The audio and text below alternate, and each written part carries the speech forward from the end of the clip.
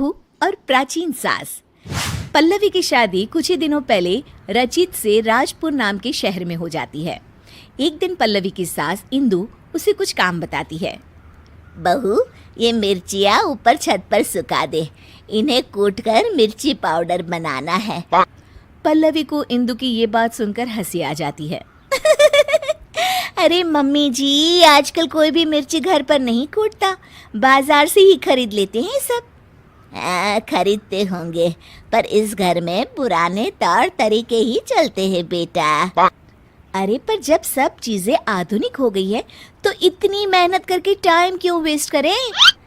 ओहो, अच्छा तो घर का काम करना तुम्हें टाइम वेस्ट लगता है?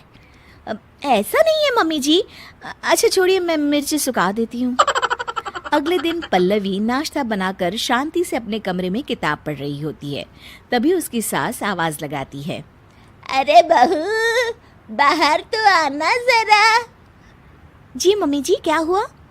बहू, एक काम करो, ये मैदा मैं लेकर आई हूँ, इसे गोंद दो जब तक मैं नहा लेती हूँ। अरे वाह मम्मी जी, आज कुछ स्पेशल बनेगा क्या? अरे नहीं नहीं, मैंने देखा रसोई में आज जौ खत्म हो गए, तो सोचा आज हम दोनों मिलकर जौ ही तोड़ लेते हैं। पल्लवी ये सुनकर चौंक जाती है। क्या? जौ हम तोड़ेंगे? मम्मी जी, उसमें तो पूरा दिन बीत जाएगा। हाँ तो क्या हुआ, अच्छा है ना, काम करते करते दिन बीत जाएगा। अरे मम्मी जी, जौ तो बाजार में भी मिलते हैं बने बनाए, फिर क्यों ये सब? अरे बहू, तुमने फिर मार्केट की रट लगाना शुरू कर दिया। तुम्हें बताया था ना कि हमारे घर में ऐसा ही होता है। इंदु पल्लवी से पुराने तौर तरीकों से काम कराती थी और पल्लवी जब भी कोई किताब पढ़ने या कोई फिल्म देखने बैठती तो हमेशा ही इंदु उसे कोई ना कोई काम दे देती, जिसमें काफ़ी वक्त लगता था। पल्लवी को ना ही खुद के लिए समय मिलता था और ना ही अपने पति के लिए। सुनिए जी, आप मम्मी जी को कुछ कहिए ना कि वो घर में मिक्सी ले आए, सिलबट्टे से तो मेरे हाथों में ही दर्द हो जाता है। अरे अब मैं क्या बोलूँ, तुम दोनों के आपस का मामला है।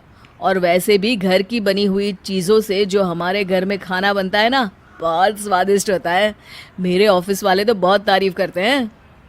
अरे खाना बनाने के अलावा जीवन में और भी कुछ काम होता है कि नहीं? ये किताब ही ले लीजिए, 1 महीने से इसे मैं नहीं पढ़ पा रही हूँ। मम्मी जी के इस तरह के काम से इतनी थकान हो जाती है ना कि कुछ करने का मन ही नहीं होता, और ना कहीं घूमने जाने का। ओफो पल्लवी, मैं तुम्हारी इसमें कोई मदद नहीं कर सकता, प्लीज़ मेरा सर मत खाओ। ठीक है, तो फिर ये समस्या अब मैं अपने तरीके से ही सुलझाऊंगी। अगले दिन इंदु अपने कमरे से रसोई में आती है तो देखती है कि वहाँ गैस ही नहीं है और एक चूल्हा रखा हुआ है।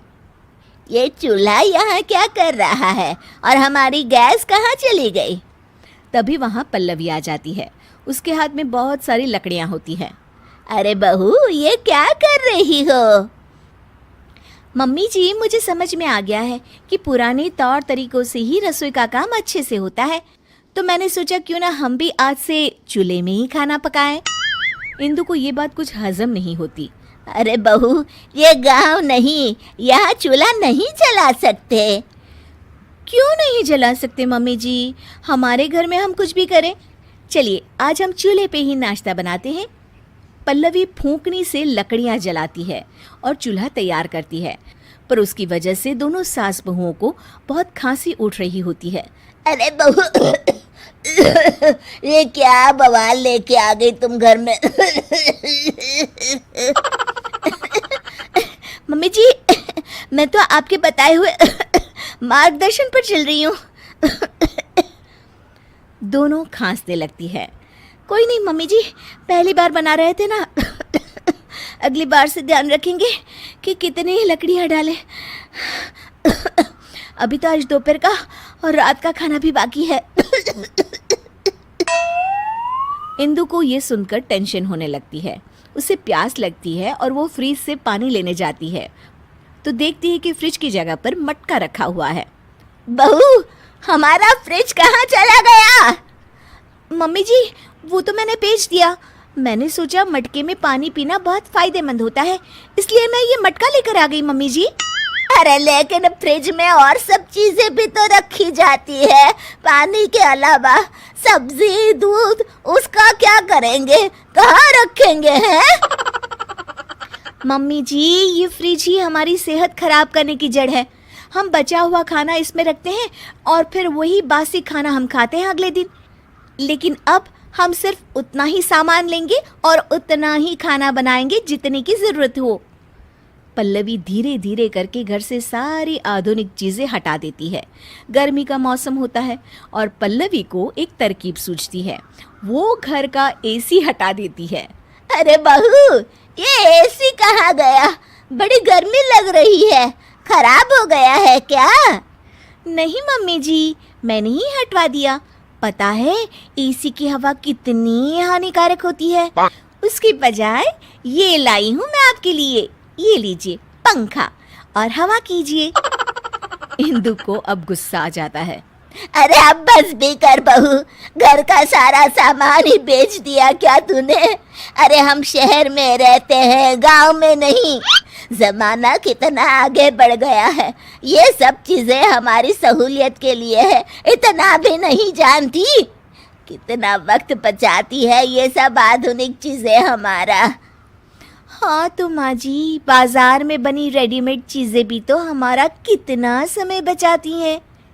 इतना काम करने से बच जाते हैं हम, तभी तो जीवन में और कुछ भी करने का वक्त मिलता है ना माँ जी। सास को अपनी गलती का एहसास होता है। तू सही कह रही है बहू, मैंने ही अपनी जिंदगी को इतना कठिन बनाया हुआ था इतने सालों से। पर अब नहीं, अब हम घर का काम आधुनिक तरीकों से ही करेंगे और खाली समय में अपने शौक पूरे करेंगे। ये हुई ना बात मम्मी जी। दोनों गले मिल जाते हैं। अमीर ननद की गरीब भाभी। रीना एक मध्यम परिवार की लड़की थी, लेकिन उसकी भाभी शिवानी एक बड़े घर की बेटी। शिवानी की शादी अभिषेक से लव मैरिज थी। अरे भाभी, ये कितना अच्छा सूट पहना है आपने। काश ऐसा मैं भी पहन पाती। अरे क्यों नहीं रीना, वैसे भी तुम्हारा और मेरा नाम तो एक ही है, जब मन करे पहन लेना। भाभी, आपको आपके पापा ने कितने अच्छे कपड़े गहने दिए हैं। मैं उनकी इकलौती बेटी जो हूँ। बेटी तो मैं भी इकलौती हूँ, लेकिन क्या करे, पापा है नहीं, पता नहीं कैसे होगी मेरी शादी। तभी वहाँ शिवानी की सास आ जाती है। अरे क्यों नहीं करेगा भाई तेरी शादी धूमधाम से, आखिर जिम्मेदारी है तो उसकी। और वो दिन भी आ जाता है जब रीना की शादी तय हो जाती है। अभिषेक, क्या हुआ? आप इतने परेशान तो कभी नहीं दिखे। कोई बात है तो बताइए मुझे। अरे शिवानी, वैसे तो शादी का सारा इंतजाम हो गया है, लेकिन गहनों का रेट तो आसमान छू रहा है। कैसे क्या करूं, कुछ समझ में ही नहीं आ रहा। थोड़ी देर में शिवानी अपने पूरे गहने अभिषेक के सामने रख देती है। ये लीजिए, गहनों का इंतजाम भी हो गया। अरे नहीं नहीं शिवानी, मैं ये गहने किसी हालत में भी नहीं ले सकता। ये तुम्हारे पिता ने तुम्हें दिया था और तुम हो कि। तभी वहां सास आ जाती है। अरे तो क्या हुआ, इसकी तो हो गई ना शादी, अब किसे दिखाने हैं इसने गहने? सास गहनों का डिब्बा शिवानी के हाथ से लेकर वहां से चली जाती है। रीना की शादी धूमधाम से होती है और अब वो बड़े घर की बहू बन जाती है। वहीं रीना की शादी के बाद शिवानी और अभिषेक उसकी शादी के कर्जों से डूब जाते हैं। मैं सोच रही हूँ नौकरी करनी शुरू कर दूँ, वैसे भी पढ़ी लिखी हूँ, आपकी थोड़ी मदद भी हो जाएगी। वैसे शिवानी, कुछ दिन कर लो तो अच्छा ही होगा, क्योंकि ज़रूरत भी है। अब शिवानी भी नौकरी करने लगती है और घर खर्चे में अभिषेक का हाथ बटाती है। एक दिन शिवानी, रीना का फोन आया था, कह रही थी कि आने वाले त्योहार में उसके ससुराल जाना है। ठीक है माँ। अरे ठीक तो है, लेकिन एक काम कर लेना, उसके सास ससुर से लेकर पूरे खानदान के कपड़े मिठाइयाँ सब ले आना, और हो सके तो रीना के लिए छोटे से कान में पहनने के बूंदे भी। वो क्या है ना, शादी में उसे सारी बड़ी बड़ी कान की ज्वेलरी दी थी। घर में पहनने के लिए तो उसके पास कुछ भी नहीं है। शिवानी सोच में पड़ जाती है कि वो क्या करे, क्योंकि कर्जों और घर के खर्चों के बाद तो पैसे बचते ही नहीं थे।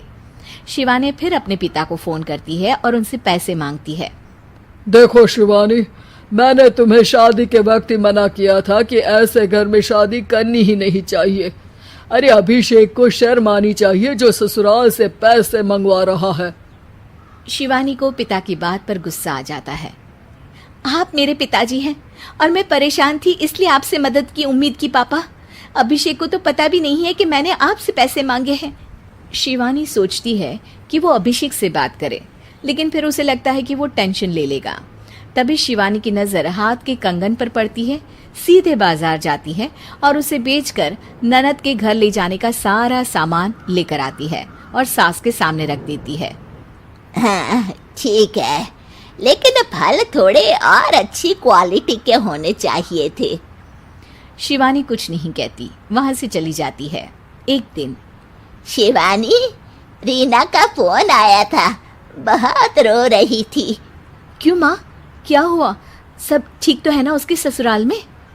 अरे तूने तो उसकी नाक ही कटवा दी। अब मैंने क्या कर दिया माँ?